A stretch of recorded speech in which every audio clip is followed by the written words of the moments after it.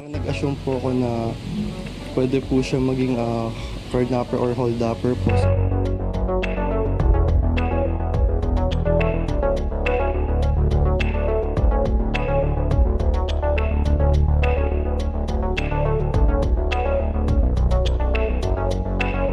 Tingnan mo siya, may sakay siya sa sa bintana. Ayan, may sakay niya sa utin. Pinakalat yan.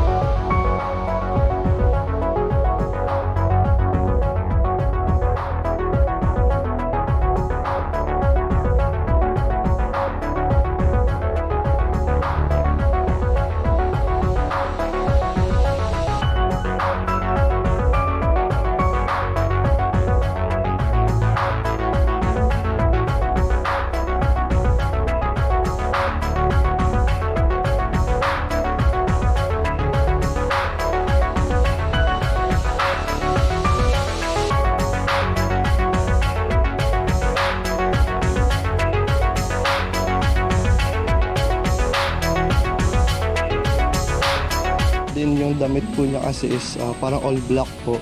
So parang nag-assume po ako na pwede po siya maging kidnapper or holdupper po. So yung parang instinct ko po dun sa situation po na gano'n.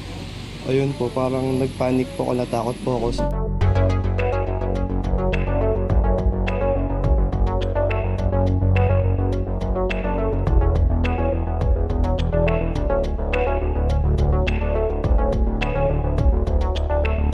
Nakita nung pulis natin na maingay yung dalawang sasakyan, maingay at mayroong tao sa gitna na may dalang white towel. So about to start.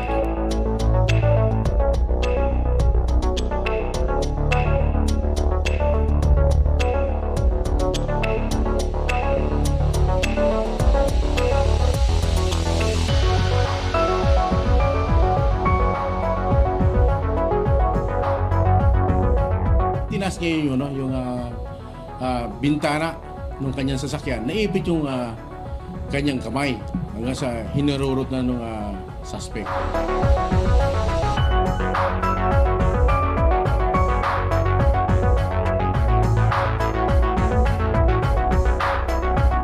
Umikot lang din po talaga ako. Parang ano lang po, nagpa-practice lang din.